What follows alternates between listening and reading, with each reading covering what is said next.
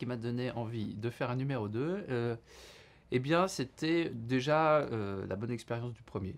Malgré les difficultés, malgré aussi des... voilà, c'était un peu un premier coup d'essai où on essuyait pas mal de plâtre et j'avais envie de refaire, pas la même chose, mais en mieux, d'apprendre un peu des choses qui avaient été bien, d'autres qui avaient été un peu moins bien.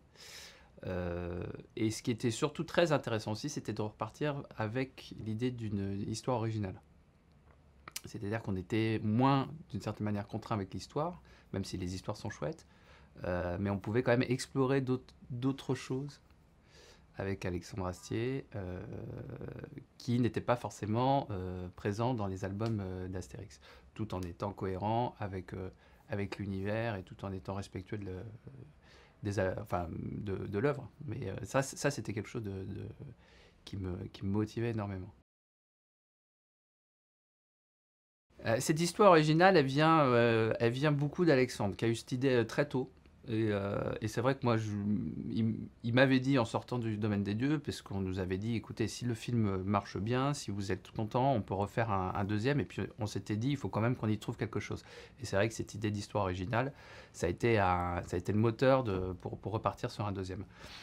Après, il m'avait dit, moi j'avais pas d'idée spécifique, je suis pas scénariste à la base, même si là je suis un peu co-scénariste parce qu'on a quand même rebidouillé des choses ensemble. Son idée, c'est vraiment son idée de départ à lui. Il me l'a proposé, j'ai trouvé tout de suite que c'était super intéressant.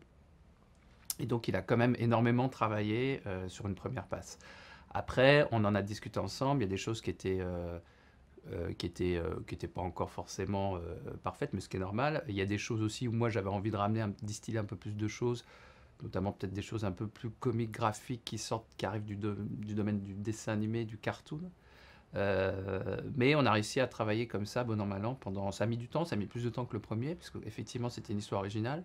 Effectivement, on partait, on n'avait pas un lien, une structure de base commune, connue, qui permettait d'y faire référence. C'est-à-dire que là, on partait vraiment d'une idée à lui sur laquelle on travaillait. Donc c'était dans un sens plus complexe, pour être sûr aussi d'être toujours dans l'esprit de la BD. On faisait toujours attention à ça. Mais au final, je trouve, en tout cas pour ma part, beaucoup plus intéressante comme processus de travail. Si je devais résumer l'histoire, ça faudrait, je pense qu'Alexandre vous la résumera mieux, parce que c'est plus lui qui manie ce genre de truc. L'histoire, de mon point de vue, mais ça ne sera pas la même définition qu'il en fera, eh bien en fait c'est Panoramix qui, à un moment, en a finalement un tout petit peu marre de son rôle de druide, et il a envie juste de jeter l'éponge et de partir à la retraite. C'est un peu ça en fait l'idée. Alors on ne le dit pas de cette manière-là, mais c'est un peu ce qui se passe, c'est-à-dire qu'il a envie de trouver un successeur parce qu'il considère qu'il ne vaut plus le coup et qu'il n'est plus ni en forme, ni n'a plus la volonté d'être le druide du village. Donc forcément c'est une histoire ouais, qui parle de ça, qui parle aussi un peu de fin de vie, un peu de ça. Donc c'est une histoire qui est un peu âpre, mais c'est ce qui nous plaisait. Et puis effectivement, on va pas aller vers ça. Ça nous amène des situations comiques et intéressantes. Mais c'est vrai que ça parle de ça en premier lieu. La transmission et le fait, oui, le fait de laisser, d'arrêter son travail. Les incontournables, bah, il faut quand même se retrouver avec les personnages principaux de la série.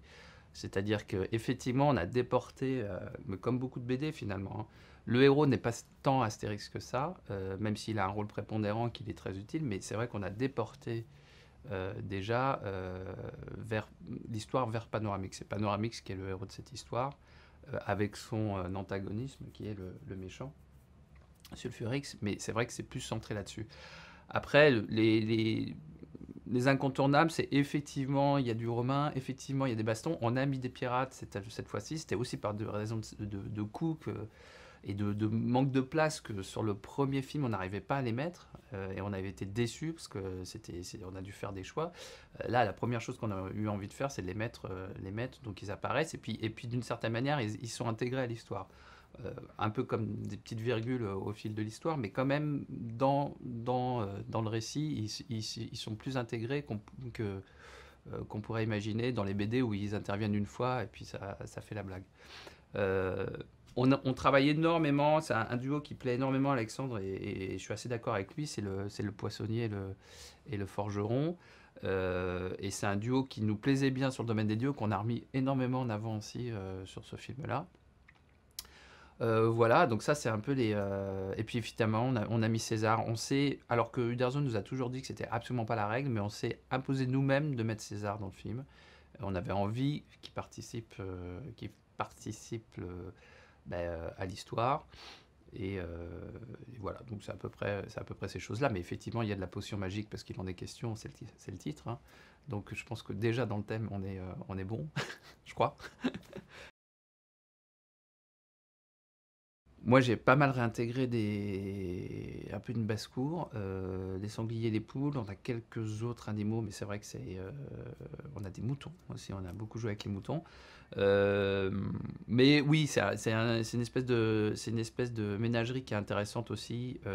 Le sanglier, on l'a complètement détourné puisque c'est censé être une espèce de gibier dans tous les albums.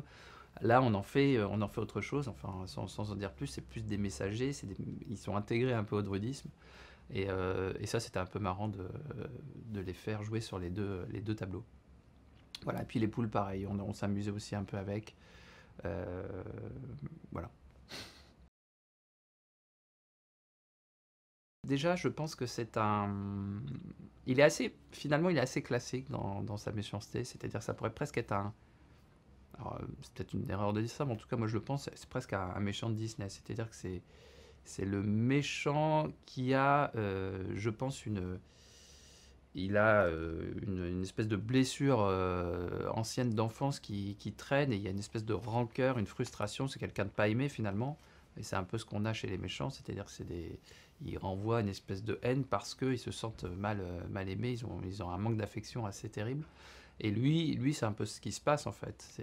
C'est que finalement, il y a une espèce de complicité avec Panoramix dans leur enfance, dans leur jeunesse, qui s'est détériorée. Et du coup, ça s'est transformé en haine parce que Panoramix a été c'est ce qu'on raconte, hein, a été le druide qui a réussi, le druide qui a trouvé la potion magique, le druide qui a été aimé de tous. Et à l'inverse, Sulfurix a été de plus en plus oublié. Et donc, ça en fait un méchant intéressant. Moi, j'ai bien aimé travailler sur son design, c'est-à-dire qu'on a essayé d'en faire on a essayé d'en faire un druide qui avait lâché quelques codes du druidisme, mais en même temps, il en garde quelques-uns. Il a rajouté des choses il vit en autarcie, il vit dans une espèce de cabane, donc on a rajouté une peau de bête, on a rajouté une espèce de crâne alors, on a vaguement fait un cerf, mais c'est pas tout à fait le squelette d'un cerf. Mais bon, voilà, on s'est un peu amusé avec lui. On l'a rendu très très blanc, mais en même temps, il a une énorme classe, il a une noblesse qui est très intéressante. Il est très difficile à animer, c'est-à-dire qu'on est en train de l'animer avec les animateurs et c'est très compliqué parce que c'est un personnage qui finalement bouge assez peu. Comme je disais, c'est des personnages comme on a Hadès chez Hercule dans Disney. On a beaucoup aussi un peu de Jafar, c'est-à-dire une espèce de droiture, une noblesse et finalement une économie de mouvement qui fait qu'il faut être assez précis dans la manière de travailler. Après, c'est un mec qui a une force physique importante. Il y a des séquences d'action qui sont assez incroyables. Donc voilà, non, c'est un personnage hyper intéressant. La jeunesse de l'écriture est essentiellement de son côté. Après, moi, j'ai énormément de dessins, de discussions dans le Galad aussi, il faut être honnête, sur ce qu'on peut amener, sur ce qu'on peut virer, parce qu'on a des problèmes de structure, on a des problèmes de personnages, on a des choses qui sont pas assez visibles. Moi, j'essaye. Voilà, donc on a beaucoup travaillé aussi comme ça, et à chaque fois, il reprenait sa copie, il retravaillait, on regardait. Moi, j'envoyais souvent des dessins pour exprimer des idées. Lui disait, ouais, ça c'est sympa, ça bof. Je disais, si c'est bien, non, c'est pas bien. Bon, bref, on était vraiment dans cette construction-là. Après, dans la mise en scène, c'est un peu plus ma sensibilité. Même s'il intervient, je suis en direct avec les storyboarders qui vont vraiment faire la mise en scène. Ça n'empêche qu'il est là, ça n'empêche qu'après je vais monter, mais il va aussi regarder un peu le montage. Le montage se fait vraiment en amont dans un film d'animation, c'est ce qu'on appelle l'animatique. C'est-à-dire qu'on va pas avoir 8 heures de pellicule, on va se dire on va faire un film d'1h20 avec ça. vu que le coût de l'animation est très très cher, il faut être sûr des 1h20 qu'on va vraiment fabriquer. Donc on a quelque chose de très figé depuis un bout de temps maintenant. Et ça, je l'ai travaillé avec mon monteur, lui est repassé dessus aussi. On a eu des échanges comme ça assez réguliers. Donc voilà, ça se fait de cette manière-là. On brief les séquences d'animation aux animateurs. Après, moi, je m'occupe de les amener à bon port sur la fin de l'animation. Et puis voilà, on fait tout à peu près en binôme avec chacun des spécificités. Lui s'occupe plus des voix, très clairement. C'est des choses, c'est-à-dire que moi je suis là, je lui donne, j'essaye de voir si ça peut coller au personnage, mais c'est vrai que c'est lui qui va diriger les comédiens, c'est son boulot, il le fait très bien. Euh, et puis voilà, moi je m'occupe effectivement plus de la partie production et fabrication. Moi, j'ai appris techniquement des choses. Alors, c'est pas des trucs très intéressants, mais bon, clairement, c'était aussi mon premier long métrage. C'était le premier long métrage de la société Micros, du studio Micros qui fait le film. Donc, on a vraiment, on a appris des choses en termes de fabrication, en termes de savoir ce qu'il fallait faire, des gens avec qui travailler, du processus, tout ça, ça a été assez important. Euh, Après, je pense que Alexandre a vu aussi les contraintes et les avantages de l'animation. Je pense que lui, il a plus travaillé en ayant connaissance maintenant de toute la manière de travailler du début à la fin de chaîne. C'est-à-dire que, comme je disais tout à l'heure, pour quelqu'un qui vient du live et qui vient du cinéma, c'est très compliqué de se dire que le film est figé avant la production des plans. C'est-à-dire qu'on a cette espèce de montage définitif d'1h20 alors qu'on n'a pas commencé à faire de l'animation dessus. C'est des espèces de dessins avec une voix témoin, avec des musiques témoins qui sont posées, mais le timing est là, les enchaînements des plans sont là, toute la mise en scène est là. Et ça, c'est des choses qu'il a, même si très clairement, j'ai pu lui en parler beaucoup, c'est des choses qui sont très difficiles à concevoir pour des gens qui viennent du live, puisqu'ils disent toujours, oui, mais il y a bien un moment, on va pouvoir remonter. Et en fait, non, on ne peut pas remonter, à moins d'avoir énormément de budget, comme des Pixar ou des Disney qui vont avoir beaucoup de séquences d'animation, mais c'est pas notre cas, même si on a un budget quand même assez confortable. Il faut qu'on fasse attention à tout ça. Donc ça, c'est des choses, je pense que lui a plus anticipé, donc du coup, il est plus réactif sur sur le processus de fabrication, je pense. Sur ce numéro 2, il y a eu plein de défis. Bah, déjà d'avoir une histoire originale qui tienne la route, parce que je pense que d'une certaine manière, beaucoup de gens nous attendaient un peu au tournant. Alors, faut voir, on verra si on a eu raison ou pas. Mais c'est déjà un gros défi de se dire qu'on s'autorise à faire quelque chose sans Albert Uderzo, sans les éditions Albert René, qui sont bien sûr présentes, mais on fait un peu aussi quelque chose de différent dans notre point. Après, moi, j'avais des défis très techniques. J'aimais bien, il y avait des choses dans le premier que j'aimais bien, mais que je voulais pousser, que j'ai pas pu faire. J'ai voulu ramener quelque chose de plus cartoon. D'une certaine manière, l'animation image de synthèse nous ramène beaucoup à beaucoup de réalisme. Alors le réalisme sur papier, on dit c'est génial, tout a l'air vrai, mais en fait non, ce qui est intéressant dans un film, c'est aussi d'avoir une homogénéité dans le design, dans la manière de faire les choses, et que des cheveux sur un gros pif comme Astérix, l'idée c'est pas d'avoir des cheveux qui ressemblent à des vrais cheveux, mais c'est d'avoir des cheveux qui sont dans l'esprit de la BD. Donc ça, c'est peut-être du chipotage, mais finalement c'est tous ces petits détails qui vont faire que l'image globale va être belle, et surtout qu'on va vraiment se dire oui, on est clairement dans un film d'Astérix, et pas dans quelque chose qui est un peu presque réaliste, presque jeu vidéo. Voilà. Ça, c'était ici et là, on avait des choses qui me plaisaient pas forcément dans le premier, pour cause, hein, parce qu'on a mis aussi le paquet sur d'autres choses qui étaient encore plus importantes. Là, c'est des choses que je développe énormément, et je suis assez content du résultat en termes de rendu, en termes d'image. On n'est pas dans une énergie à 100% sur 4-5 ans. C'est-à-dire qu'on a, notamment dans la préparation, c'est vrai que là, moi j'ai passé une année 2015, 2016 où on travaillait, mais on se faisait des pauses, on n'arrivait pas à avoir forcément le bon scénar. Donc on peut pas, par exemple, quand on est dans une élaboration d'une histoire, faire du plein temps. C'est-à-dire que c'est vraiment très très dur, ça demande d'avoir toujours un recul. Pour avoir ce recul, il faut passer à autre chose et puis revenir dessus. Là, on a un œil frais, on arrive à certaines choses. Donc voilà, c'est un gros boulot. Je pense que moi, je serais sûrement épuisé à la fin de ce film, parce qu'il m'a demandé beaucoup de temps, beaucoup d'énergie. Mais on arrive quand même à retrouver un intérêt, parce qu'aussi les étapes changent à chaque fois. Là, j'ai fait du storyboard, c'est la mise en scène, c'est très intéressant, ça demande énormément d'énergie.